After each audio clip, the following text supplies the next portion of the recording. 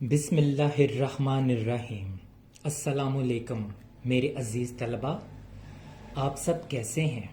امید ہے آپ اپنے گھروں میں خیری و عافیت سے ہوں گے اور باقاعدگی سے آن لائن کلاسز لے رہے ہوں گے۔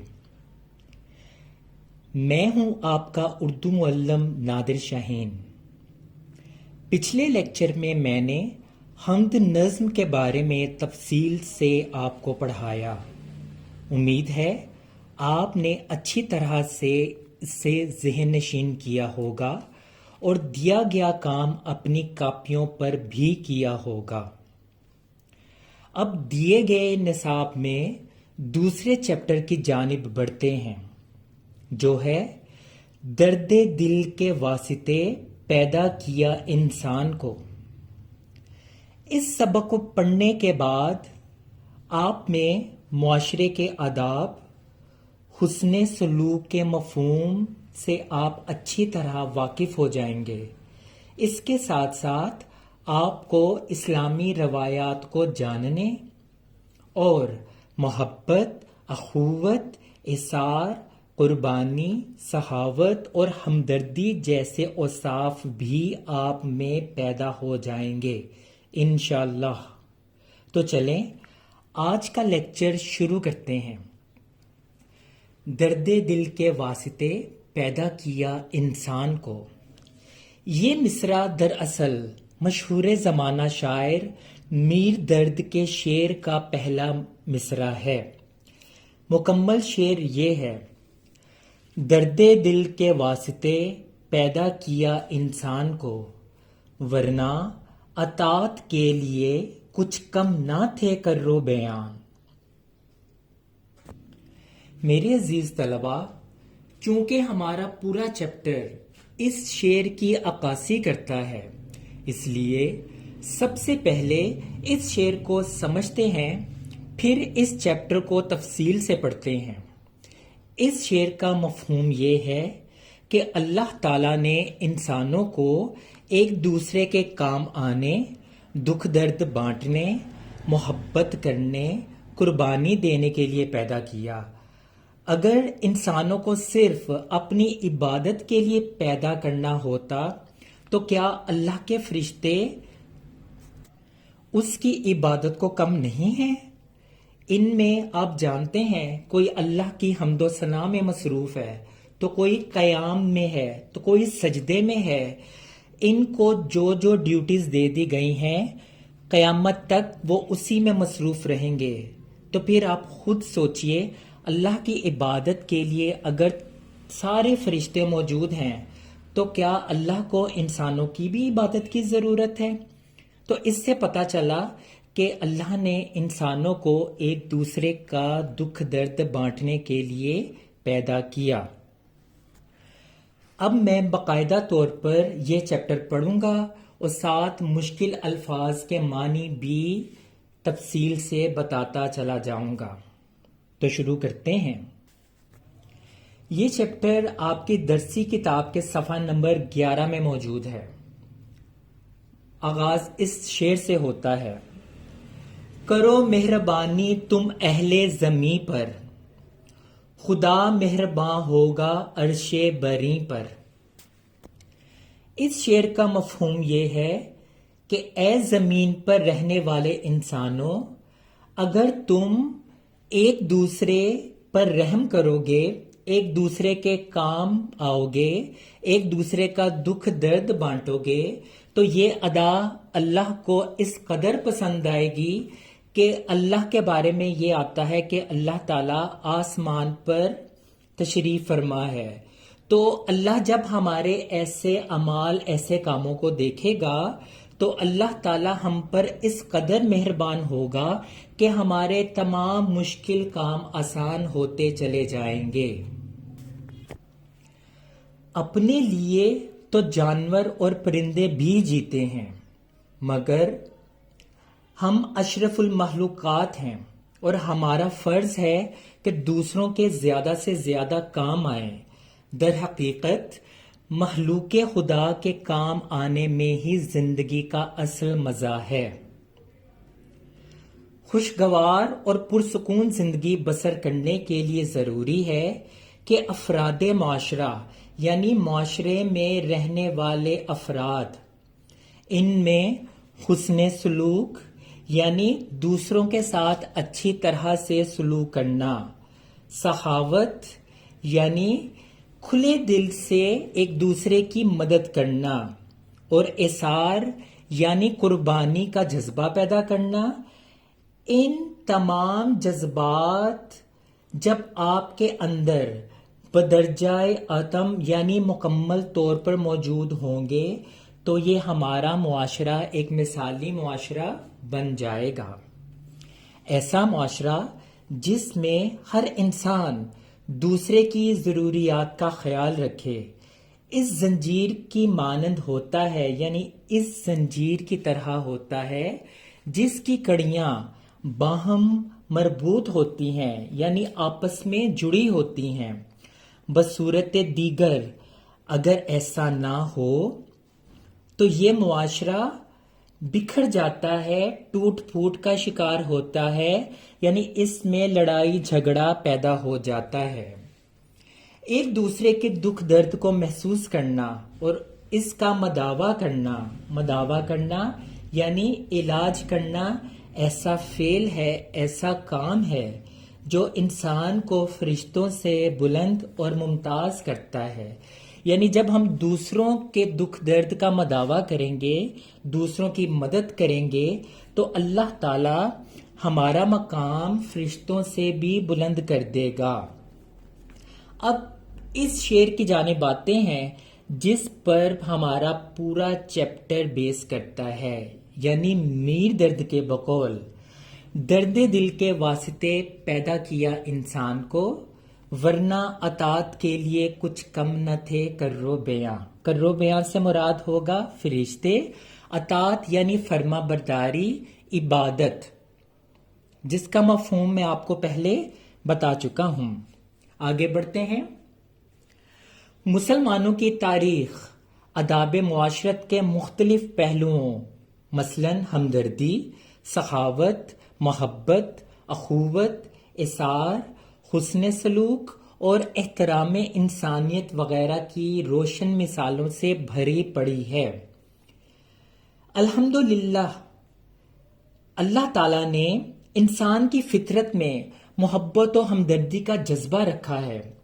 بعض لوگوں میں یہ جذبہ دوسروں کی نسبت زیادہ ہوتا ہے اور وہ فطری طور پر خلوص نیت سے زندگی میں قدم قدم پر اس کا بھرپور اظہار بھی کرتے ہیں۔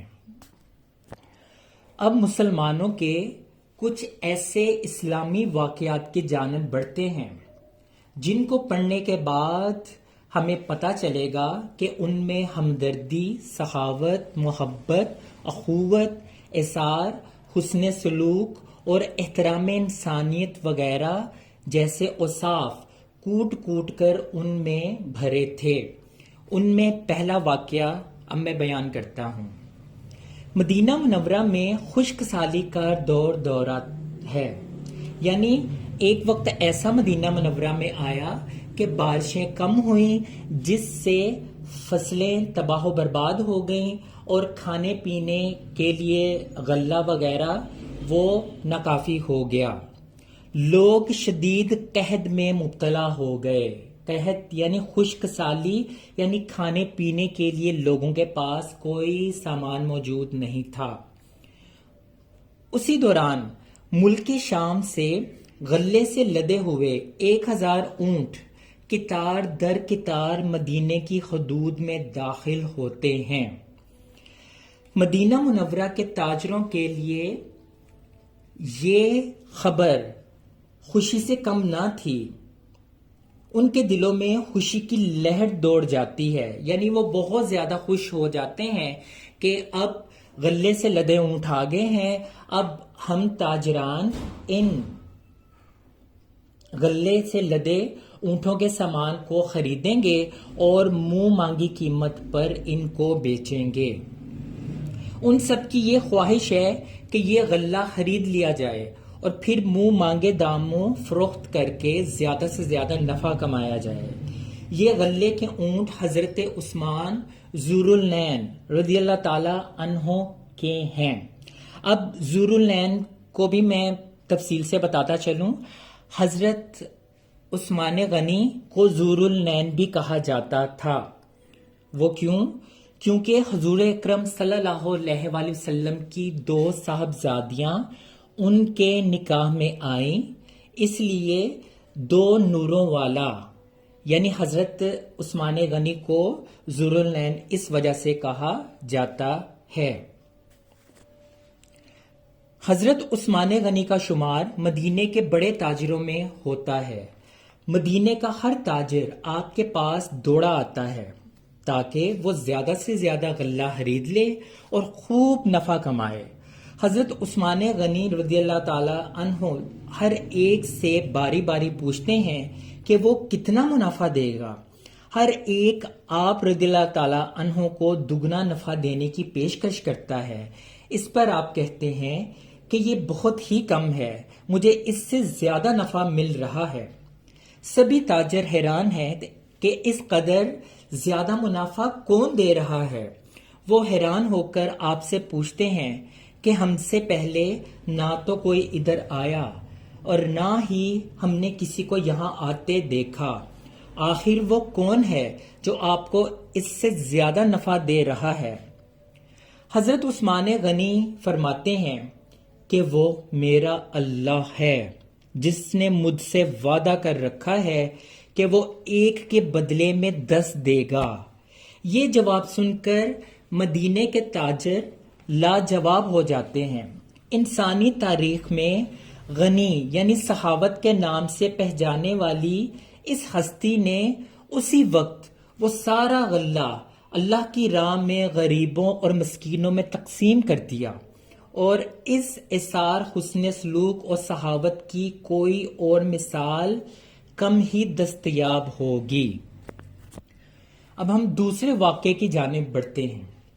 اسلامی تاریخ گواہ ہے کہ صحابہ کرام نے ہر آڑے وقت یعنی مشکل وقت میں اپنے بھائیوں کی مدد کی اور ان کی ضرورت کو اپنی ضرورت پر ترجیح دی، یعنی فوقیت دی، ان کی ضرورت کو اپنی ضرورت سے زیادہ اہم سمجھا۔ غزوہ تبوک کے موقع پر جب رسول اللہ خاتم النبیین حضرت محمد مصطفیٰ صلی اللہ علیہ وآلہ وسلم نے صحابہ کرام رضوان اللہ تعالی اجمعین کو خدا کی راہ میں مال و دولت دینے کا کہا تو ان میں سب سے پہلے حضرت عمر فاروق رضی اللہ تعالی عنہ نے فوراً اپنا آدھا مال راہ خدا یعنی اللہ کی راہ میں پیش کر دیا، جبکہ حضرت ابو بکر صدیق رضی اللہ تعالی عنہ نے تو سخاوت کی ایسی مثال قائم کر دی جو آنے والے وقت میں بھی اس کا کوئی نعم البدل نہیں ملے گا۔ انہوں نے اپنے گھر کا سارا سامان لا کر رحمت دو عالم حضرت محمد صلی اللہ علیہ وآلہ وسلم کے قدموں میں ڈھیر کر دیا، پیش کر دیا۔ سرور کائنات صلی اللہ علیہ وآلہ وسلم نے جب ان سے پوچھا کہ اے ابو بکر، گھر والوں کے لیے کیا چھوڑ کے آئے ہو، تو انہوں نے عرض کیا، اللہ اور اللہ کا رسول صلی اللہ علیہ وآلہ وسلم۔ صدیق اکبر کے اس عمل کی ترجمانی حضرت علامہ اقبال یوں کرتے ہیں: پروانے کو چراغ ہے، بلبل کو پھول بس، صدیق کے لیے ہے خدا کا رسول بس۔ اس شعر کا مفہوم یہ ہے کہ جس طرح پروانے کو چراغ یا شمع سے محبت ہوتی ہے اور بلبل کو پھول سے پیار ہوتا ہے، وہ ان کے بغیر نہیں رہ سکتا، اسی طرح حضرت ابو بکر نے حضور صلی اللہ علیہ وآلہ وسلم سے محبت کی مثال اس طرح قائم کی کہ جب حضور صلی اللہ علیہ وآلہ وسلم نے ان سے کچھ مانگا تو انہوں نے اپنا سب کچھ ان کے لیے نچھاور کر دیا۔ ان کو سارا سامان دے کر ہمدردی، سخاوت، محبت، اخوت، ایثار، حسن سلوک اور احترام انسانیت کی بہت بڑی مثال قائم کر دی۔ اب جنگ یرموک میں ایک واقعہ پیش آیا جس سے ایسی ہی ایک مثال ہمیں نظر آتی ہے۔ جی اس کو پڑھتے ہیں۔ جنگ یرموک میں زخمیوں سے چور ایک زخمی کو جب ایک شخص پانی پلانے لگا تو اس نے قریب کراہتے ہوئے دوسرے زخمی کو پانی پلانے کا کہا۔ جب پانی پلانے والا دوسرے زخمی کے پاس گیا تو اس نے تیسرے زخمی کو پانی پلانے کا اشارہ کر دیا۔ تیسرے زخمی تک جب پانی پہنچا تو وہ اس دوران شہید ہو چکے تھے۔ پانی پلانے والا واپس دوسرے زخمی کے پاس آیا تو اس کی روح بھی پرواز کر چکی تھی۔ جب پہلے زخمی کے پاس آیا تو وہ بھی دار فانی یعنی اس فنا ہونے والی دنیا سے کوچ کر گئے تھے یعنی فوت ہو گئے تھے۔ نزاع کے عالم یعنی موت کے عالم اور شدید زخمی حالت میں بھی صحابہ کرام رضوان اللہ تعالی اجمعین کا یہ ایثار یعنی قربانی بے مثال ہے۔ اسی طرح ہجرت مدینہ کے موقع پر انصار صحابہ نے مہاجرین صحابہ کی جس انداز سے مدد کی، اس کی بھی مثال ملنا انتہائی مشکل ہے۔ ان واقعات سے ہمیں یہ پتہ چلتا ہے کہ ہم ہر مشکل گھڑی میں اپنے ارد گرد بسنے والے انسانوں کی مدد کریں تاکہ ہمارا معاشرہ اور ہماری دنیا محبت اور امن و سکون کا گہوارہ بن سکے، یعنی ایک مثال اس میں بھی قائم ہو سکے اور ہر طرف محبت کا پیغام عام ہو سکے۔ اب اگلے پیراگراف کی طرف بڑھتے ہیں۔